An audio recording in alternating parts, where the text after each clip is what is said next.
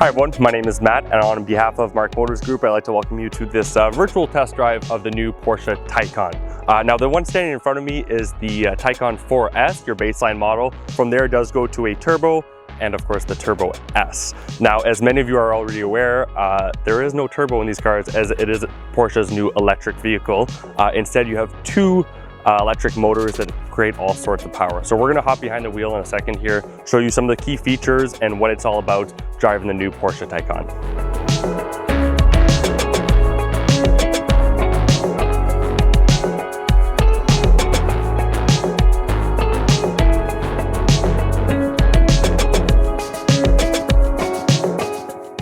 So the Taycan 4S in your upgraded battery pack will give you 563 horsepower. Now that brings your 0 to 60 time to a staggering 3.8 seconds.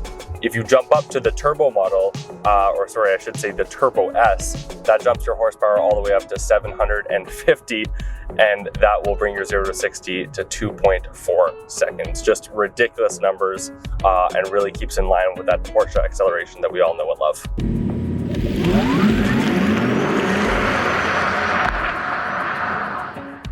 With options such as the rear axle steering, Porsche Dynamic Chassis Control Sport, Porsche Torque Vectoring Plus, and the standard adaptive air suspension, the Porsche handling is present no matter the weather condition.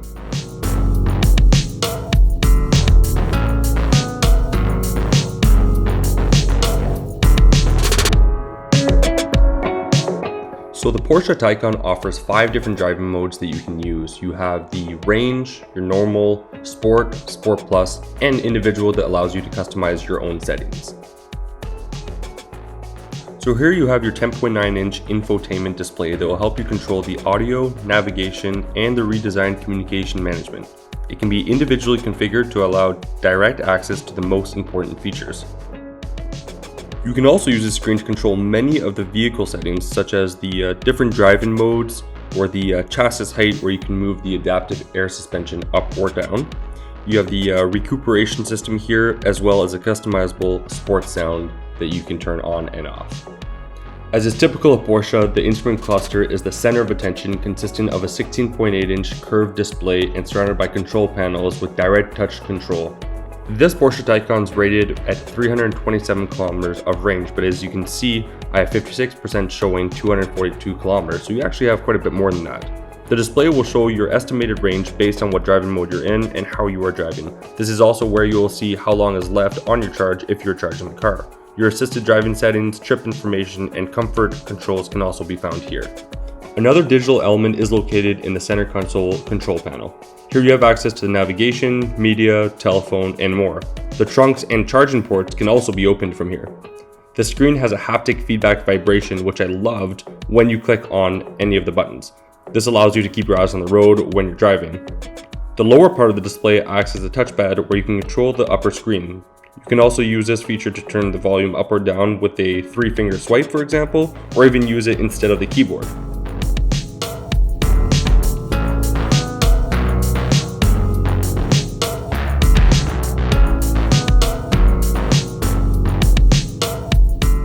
Along with heated and cooled seats, you have access to an exceptionally innovative way of controlling airflow inside the cabin. Instead of manually moving vents, the direction of the airflow can actually be controlled directly on the screen, which I found to be a very cool feature. This was my short virtual test drive of the new Taycan. I hope you enjoyed it, and if you have any other questions, please visit us at Mark Motors Porsche right here in Ottawa.